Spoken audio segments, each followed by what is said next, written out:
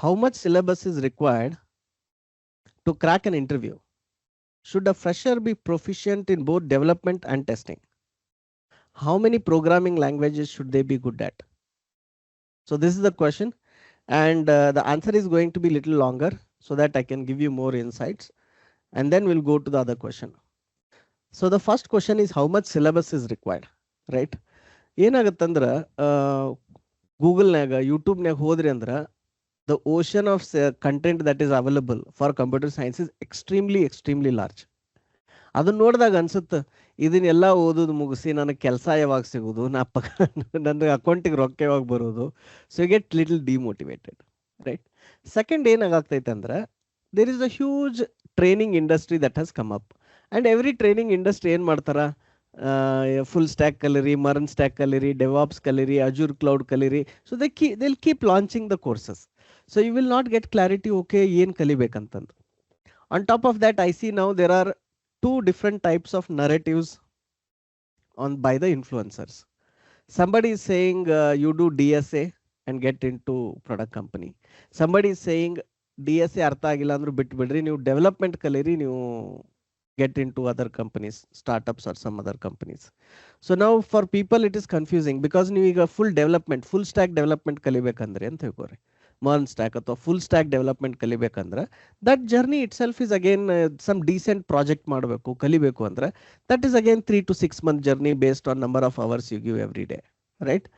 Now if you want to do DSA, coding, problem solving, then that is another 3 to 6 month journey based on your ಏನಂತಾರೆ time commitment, ಎಷ್ಟು practice ಮಾಡ್ತೀರಿ, ನೀವು ಎಷ್ಟು fast grasp ಮಾಡ್ತೀರಿ ಅಂತ. So ನಾವು ಎರಡೂ ಮಾಡ್ಬೇಕಂತಂದ್ರೆ then it's a 1 year journey, right? So then people will be confused, ಏನು ಮಾಡಲಿ, ಇದು ಮಾಡಲಿ, ಅದು ಮಾಡಲಿ, ಇಲ್ಲಿ ಹೋದ್ರೆ ನೌಕರಿ ಸಿಗುತ್ತಾ, ಅಲ್ಲಿ ಹೋದ್ರೆ ನೌಕರಿ ಸಿಗುತ್ತಾ ಅಂತ.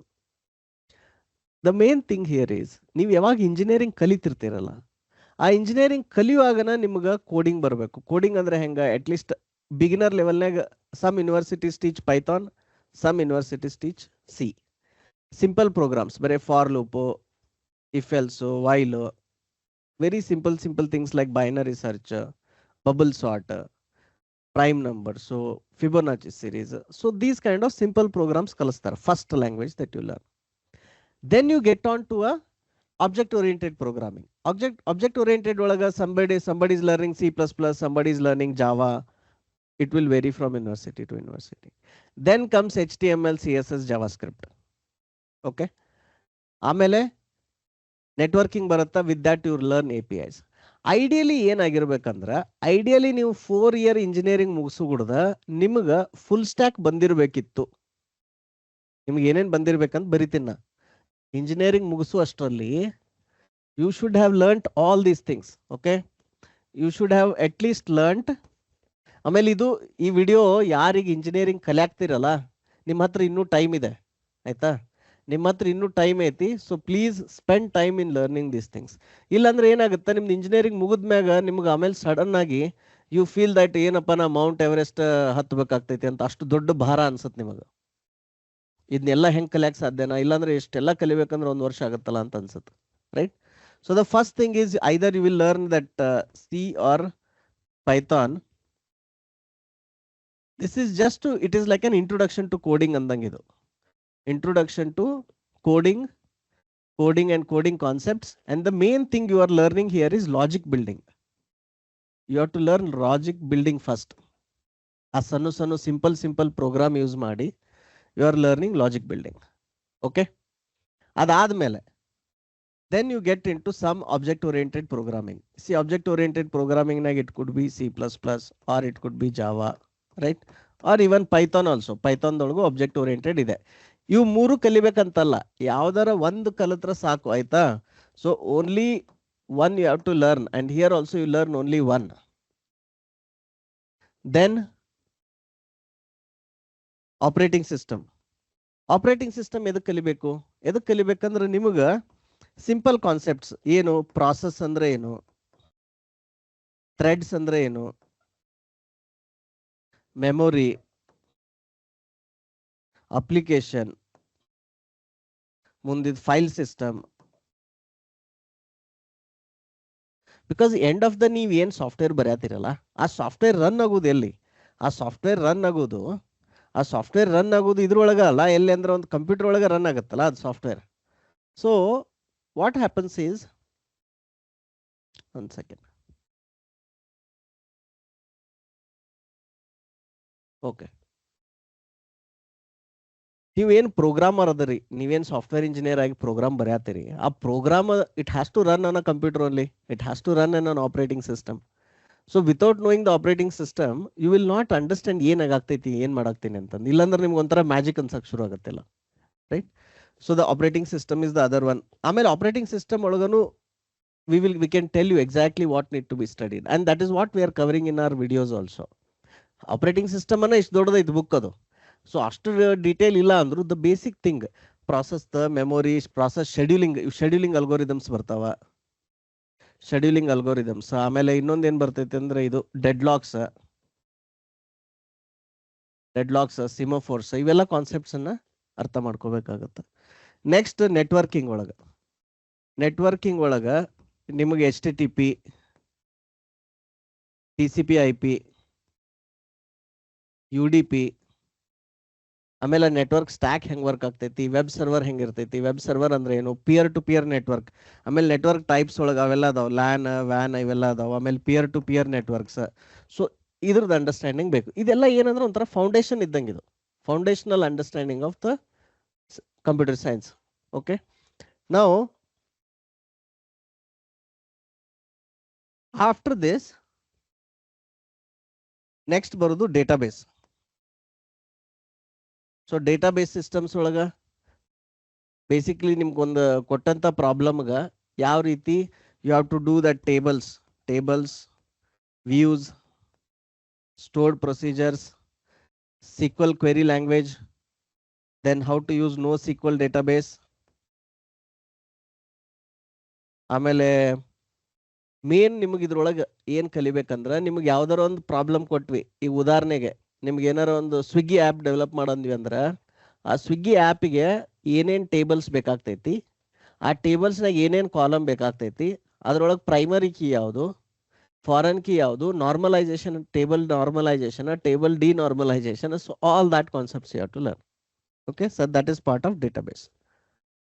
Then comes sixth one, which is the application development. Application development olaga you can either go the web based, which is HTML, CSS, JavaScript, or you can also write Windows applications using languages like C#, .NET, or Python, or Java. This is also possible. Or you can do Android applications. Android application ಎದ್ರ ಬರೀತೀರಿ, ಕೊಟ್ಲಿನ್ ಅಥವಾ ಜಾವಾದಾಗ ಬರಿಬೋದು, ಕೊಟ್ಲಿನ್ ಅಥವಾ ಜಾವಾದಾಗ ಇವು ಎರಡರಾಗ ಒಂದ್ರಾಗ ಇದನ್ನ ಬರಿಬೋದು, Android mobile application ಬರಿಬೋದು. iOS application ಎದ್ರೊಳಗೆ ಬರಿಬೋದು, iOS ಅಪ್ಲಿಕೇಶನ್ ಅಬ್ಜೆಕ್ಟಿವ್ ಸಿ ಅಂತ ಇರುತ್ತೆ. ಈಗ ಅವ್ರು ಸ್ವಿಫ್ಟ್ ಅಂತ ಯೂಸ್ ಮಾಡತ್ತಾರೆ. Swift is the language created by Apple, so you can use Swift. ಇಲ್ಲ ಇದು ಎರಡು ಬೇಡ ಅಂದ್ರೆ ಕಂಬೈನ್ಡ್ ಒಂದು ಐತಿ, ಏನಂತ ಫ್ಲಟರ್ ಅಂತ ಇದೆ. That Flutter is where you can write a code for which can work on both the apps, right? So some of the front end ಇದನ್ನೆಲ್ಲ ಕಲೀರಿ ಅಂತ ಹೇಳತ್ತಿಲ್ಲ ನಾ, ತಪ್ಪು ಅರ್ಥ ಮಾಡ್ಕೋಬೇಡ್ರಿ. ಇದ್ರ ಎಲ್ಲದ್ರೊಳಗ you have to learn only one. In all of this you learn one here. Okay, and then database ದಾಗ ಅಂಕ್ರೆ ಏನೈತಿ, SQL, NoSQL ನೀವು ಕಲಿಯಾಕಬೇಕು. So then networking ಒಳಗೆ these are all concepts, right? OAPs ದೊಳಗು ಇದೆಲ್ಲ ಕಾನ್ಸೆಪ್ಟ್ಸ್ ಇದೆ. ಸೊ ಇಲ್ಲಿ ಯಾವ್ದಾರ ಒಂದು programming language ಕಲೀರಿ, ಆಮೇಲೆ ಇಲ್ಲಿ ಫ್ರಂಟ್ ಎಂಡ್ದಾಗ ಒಂದು ಕಲೀರಿ, ಆಮೇಲೆ ಇದು SQL also is a language only. So ನಿಮಗೊಂದು 3-4 ಲ್ಯಾಂಗ್ವೇಜ್ ಬಂತಂದ್ರೆ ನೀವು ಒಂದು ಡೀಸೆಂಟ್ ಪ್ರಾಜೆಕ್ಟ್ ಮಾಡಬಹುದು. ಓಕೆ, ದೆನ್ ಇದು ಏನಾಯ್ತು ಅಪ್ಲಿಕೇಶನ್, ಅಥವಾ ಇದಕ್ಕೆ ಏನಂತಾರ ಫ್ರಂಟ್ ಎಂಡ್ ಆಯ್ತು. So then you have to learn full stack. ಎದಕ್ಕೆ ಕಲಿಬೇಕು ಅಂದ್ರೆ ಫುಲ್ ಸ್ಟ್ಯಾಕ್ ಕಲ್ತಾಗನ ನಿಮಗೆ ಏನಂದ್ರೆ ಒಂದು ಸಾಫ್ಟ್ವೇರ್ ಹೆಂಗೆ ಮಾಡ್ತಾರಂತ ಗೊತ್ತಾಗ್ತೈತಿ. ಫುಲ್ ಸ್ಟ್ಯಾಕ್ ಎದಕ್ಕೆ ಕಲಿಬೇಕು ಏನಂದ್ರೆ, ಈಗ ನೀವು ಏನೋ ಸಾಫ್ಟ್ವೇರ್ ಯೂಸ್ ಮಾಡ್ತಿರಲ್ಲ ಅದ್ರೊಳಗೆ ಮಿನಿಮಮ್ ಈಗ 3 tier ಆರ್ಕಿಟೆಕ್ಚರ್ ಅಂತ ಯೂಸ್ ಮಾಡ್ತಾರೆ. ಸೊ ಫ್ರಂಟ್ ಎಂಡ್ ಒಳಗೆ ಏನಿರ್ತೈತಿ, ದಟ್ UI UX ಇರ್ತೈತಿ, ಯೂಸರ್ ಎಕ್ಸ್ಪೀರಿಯನ್ಸ್ ಆರ್ UX. ನೀವೇನು ನಿಮ್ಮ ಫೋನ್ದಾಗ ಏನು ಆ್ಯಪ್ಸ್ ನೋಡ್ತಿರಲ್ಲ UI, ಅಥವಾ ನಿಮ್ಮ ಲ್ಯಾಪ್ಟಾಪ್ದಾಗ ವೆಬ್ ಪೇಜ್ನಾಗ ಏನು ನೋಡ್ತಿರಲ್ಲ, that is all front end. So UI UX ಐತಿ. So this is 1 tier. ಇಲ್ಲಿ ನೀವು ಏನ ಆಪರೇಷನ್ ಮಾಡಿದ್ರು ಇಲ್ಲಿಂದ ರಿಕ್ವೆಸ್ಟ್ ಹೋಗ್ತೈತಿ, ಇಲ್ಲಿ ಎದಕ್ಕೆ ಹೋಗ್ತೈತಿ, ಇಲ್ಲೊಂದು ಸರ್ವರ್ಗೆ ಹೋಗುತ್ತೆ. ಇದು ಸರ್ವರ್ಗೆ ಏನಂತಾರ, ಬ್ಯಾಕ್ ಎಂಡ್ ಅಂತಾರೆ. ಇದಕ್ಕೆ ಸರ್ವರ್ಗೆ ಅಷ್ಟ ಅಲ್ಲ, ಇದು entire part here is called back end. Okay, ಇದ್ರೊಳಗೆ ಫಸ್ಟ್ ಇಲ್ಲಿ ಬರುವುದೇನು, services. So this is what services. Now these services could be REST API, or it could be SOAP API, it could be different types of APIs. Okay, so e connection, this could be HTTP, or it could be TCP, or it could be UDP, based on what you are trying to do. You have services. Then after services, these services will have they'll talk to database. So ಎಷ್ಟು layer ಅದು ಇಲ್ಲಿ, 1 2 3. ಇದು ಎಲ್ಲ ಎಲ್ಲಿರ್ತೈತಿ, ಇದೆಲ್ಲ back end ನಾಗ ಇರ್ತೈತಿ. ಇದು ಎಲ್ಲಿರ್ಬೋದು, lab ನಾಗ ಇರ್ಬೋದು ಅಥವಾ ಡೇಟಾ ಸೆಂಟರ್ ನಾಗ ಇರ್ಬೋದು. ಇದು ಡೇಟಾ ಸೆಂಟರ್ ನಾಗ ಇರ್ಬೋದು, correct. So as a software engineer ನೀವು ಇದನ್ನ ಸಣ್ಣದ ಮಾಡ್ರಿ, ಬರೀ ಒಂದ ಪೇಜ್ ಅನ್ನ ಹೇಳಾಕ್ತೇನಲ್ಲ, ನಿಮ್ಗೆ ಏನ್ ಬಹಳ ಕಾಂಪ್ಲಿಕೇಟೆಡ್, ಏನ್ ನೀವು ಒಂದು ದೊಡ್ಡ ಆ್ಯಪ್ ಮಾಡ್ಬೇಕಂತಿಲ್ಲ. ಸಿಂಪಲ್ ಅಪ್ಲಿಕೇಶನ್ ಏನು, ಒಂದು ಟು ಡೂ ಟಾಸ್ಕ್ ಲಿಸ್ಟ್ ಮಾಡತ್ತೇರಿ, ಟು ಡೂ ಲಿಸ್ಟ್. ಓಕೆ, ಏನ್ ಟು ಡೂ ಲಿಸ್ಟ್ ಇದು, ಈ ಟು ಡೂ ಲಿಸ್ಟ್ನಾಗ ನಿಮ್ದು ಏನೇನು ಪೆಂಡಿಂಗ್ ಕೆಲಸ ಐತಿ ಅದನ್ನ ಕ್ರಿಯೇಟ್ ಮಾಡ್ಬೇಕು. ಅದಕ್ಕೆ ಏನ್ ಮಾಡ್ಬೇಕು, ಒಂದು ಹೆಸರು ಕೊಡಬೇಕು, ಪ್ಲಾನ್ಡ್ ಡೇಟ್ ಎಷ್ಟು, ನಂಬರ್ ಆಫ್ ಅವರ್ಸ್ ಅಥವಾ number of days, just 3. And then status.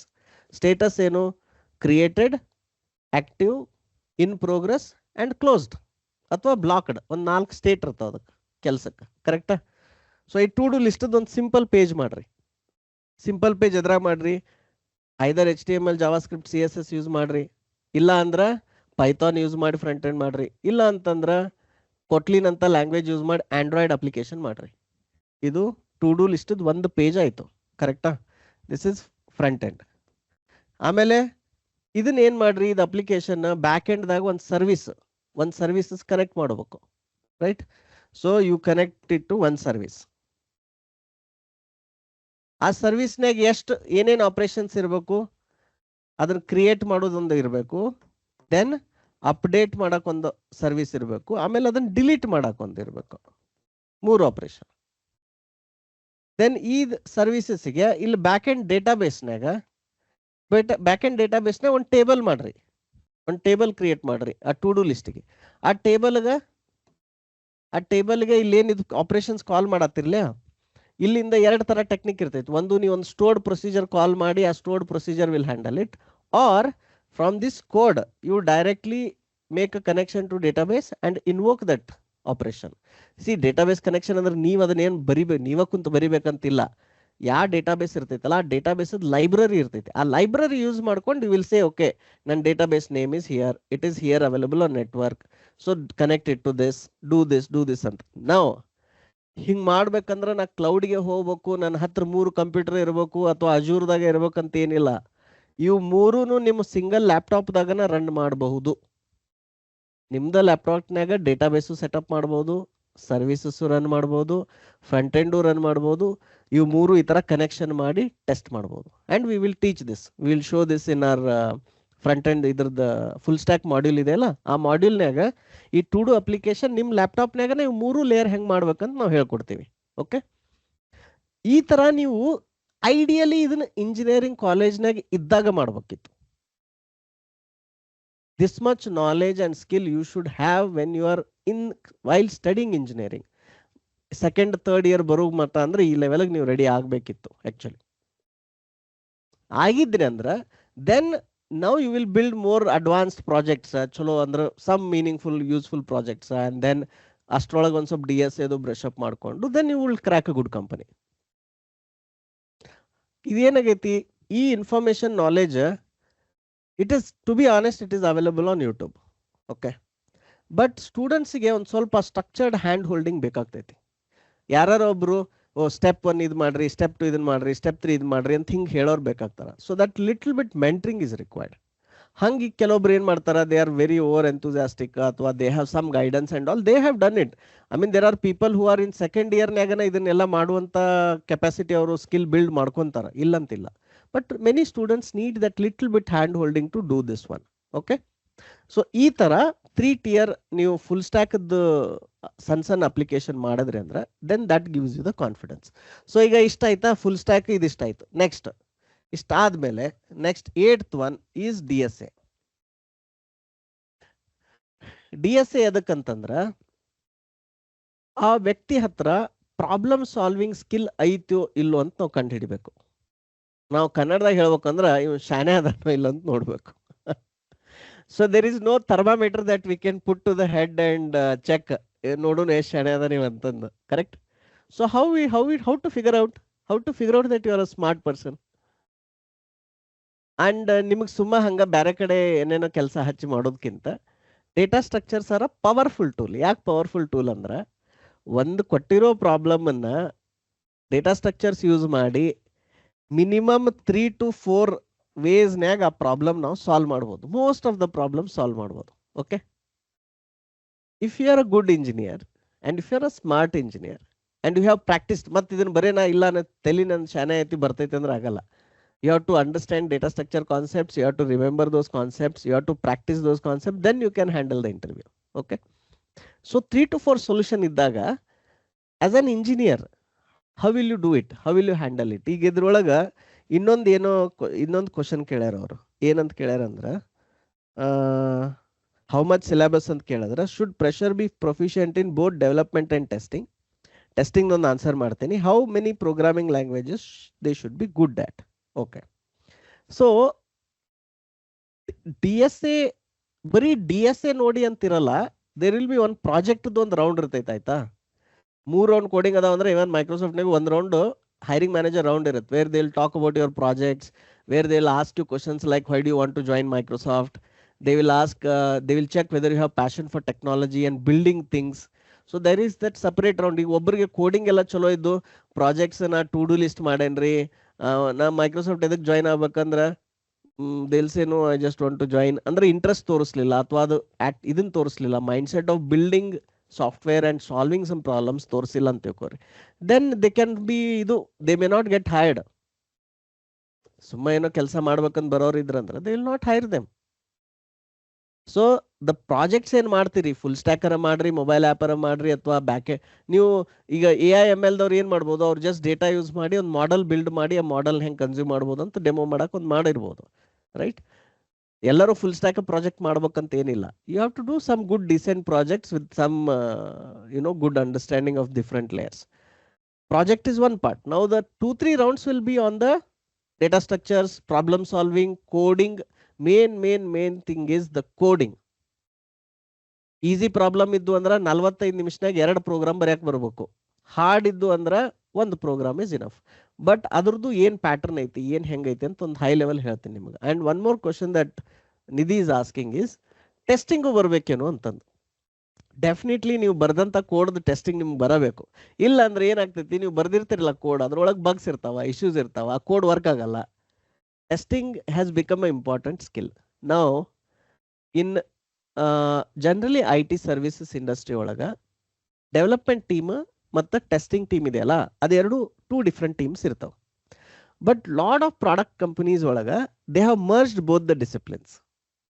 Say for example Microsoft ಒಳಗ, ಗೂಗಲ್ ಒಳಗ, ಅಮೆಝಾನ್ ಒಳಗ there used to be a role called SDET ಅಂತಂದ, software design engineer and test ಅಂತಂದ, SDET. Okay, and even I started my career earlier Microsoft as an SDET. Then the concept of merging SDET and dev came into picture. So then aವಾಗ ಏನ್ ಮಾಡಿದ್ರು, SDET roll ಯಾರ್ಯಾರು ಇದ್ರಲ್ಲ ಅವ್ರನ್ನೆಲ್ಲ developer ಮಾಡಿದ್ರು. And it was very easy transition for many people because as an SDET also used to write code. ನೀವು code right ಮಾಡಿ ಅದನ್ನ ಬರ್ದಂತ code ಅನ್ನು ಟೆಸ್ಟ್ ಮಾಡಕನ್ನ ಕೋಡ್ ರೈಟ್ ಮಾಡ್ತಿದ್ರಿ. So many companies ಒಳಗ they have merged both the roles. So a developer has to know how to test the software really well, unless you are trying for an IT services where there is a dedicated QA. But ನಿಮಗೆ ನೀವು test ಮಾಡ್ದ ಬರೇ code ಬರ್ದವ್ರು ಕೊಟ್ರಿ ಅಂತ ತಿಳ್ಕೊರಿ, ನಿಮ್ಮ ಮ್ಯಾಗ 100 bugs ಬರ್ತಾವ ಆ ನೀವು ಬರ್ದಂತ ಕೋಡ್ಗೆ. ಅಷ್ಟು ಬಗ್ಸ್ ಬಂದು ಅಂದ್ರೆ ನಿಮ್ಮ ಮ್ಯಾನೇಜರ್, ನಿಮ್ಮ ಮ್ಯಾನೇಜ್ಮೆಂಟ್ ದವ್ರು ಕೇಳ್ತಾರ, ಇದೇನು ಕೋಡ್ ಬರಿತೀನಿ, ಇಷ್ಟು ನೀವು ಬರ್ದದ ಕೋಡ್ನಾಗ ಇಷ್ಟಕ್ಕೊಂದು ಬಗ್ಸ್ ಬರತ್ತಲ್ಲ ಅಂತಂದು. Right? So it won't help you in your career and it will hurt your reputation in the company. So testing is a skill you have to learn. And it is not very complicated. It is very simple. You just have to let your creative juices flow and think in different dimensions. Okay. So ಈಗ DSA ಒಳಗೂ ಹೆಂಗಿದೆ ಅಂದ್ರೆ, ನೀವು basically say strings, arrays, lists ಆಯ್ತಾ. Strings arrays lists ಇಷ್ಟು ಕಲತ್ರಿ ಅಂದ್ರ ಚಲೋ ತಂಗಿ. And then stack and queue, of course stack queue ಇಷ್ಟು ಕಲಿಸ್ತೀರಿ ಅಂದ್ರೆ ಒಂದು 70 to 80% ಕಂಪನಿದ interview you can clear. Okay, then if you get into trees ಹೋದ್ರಿ ಅಂದ್ರೆ ಮತ್ತೆ ಇನ್ನೊಂದು 5% ಜಾಸ್ತಿ. Next you get into graphs, dynamic programming, heap, and some of the famous algorithms. Okay, so then if you do this, then you can attend any technical interview as a fresher for 100% of the companies. Idella mang fang idu baruttidu third portion I saw, no? So this is required for mang and fang companies.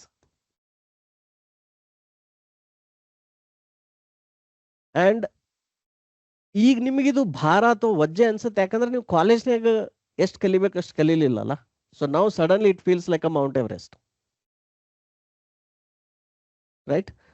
So you don't, ಇದೆಲ್ಲ ನಿಮ್ಗೆ heap ಇವೆಲ್ಲ ಜಾಸ್ತಿ ಅನ್ಸತ್ತಿತ್ತಂದ್ರೆ don't worry about this. At least get here. ನಿಮ್ಮದು first job ಏನು ತಗೋತಿರ್ಲಿಲ್ಲ ಅದನ್ನ at least 8 to 10, 12 lakhs package ಇರುವಂತ ಗುಡ್ ಸ್ಟಾರ್ಟ್ಅಪ್ಗೆ ಜಾಯ್ನ್ ಆಗ್ರಿ, ಮೀಡಿಯಂ ಅಥವಾ ಸ್ಮಾಲ್ ಕಂಪನಿಗೆ ಜಾಯ್ನ್ ಆಗ್ರಿ, ಪ್ರಾಡಕ್ಟ್ ಕಂಪನಿ ಜಾಯ್ನ್ ಆಗ್ರಿ. Then from there work for 1-2 years and parallelly learn these other advanced concepts and then try to get into a bigger company. That is possible, right? And this is what I did when I explain my career journey, I'll tell. So initially I ramped up on only arrays, strings, list ಇಷ್ಟ ಮಾಡಿದ್ನೆ, stack queue ಇಷ್ಟ ಮಾಡಿದ್ನಿ. ಇಷ್ಟ ಮಾಡಿನ I joined one company, startup company, small company. I worked there for 2 years. Then I joined Microsoft as a vendor first. Then I prepared on these concepts and then I became a full-time employee. So that is also possible. But if you want to give full time and dedication, first directly you can join into a great company. Okay. So this is all the syllabus that need to be prepared. So now let me take a pause and ask Nidhi if this brings the clarity. Nidhi, banta clarity nimaga? Yes sir, na ella note ಮಾಡಿ ಇಟ್ಕೊಂಡೆನ್ರಿ, so I'll start studying accordingly. Okay. So and our PCS course syllabus is fine tuned for this. Allen modules ಅಥವಾ add ಮಾಡ್ತಿದೀವಲ್ಲ, that's all aligned with this model. Okay. Yes sir. Okay.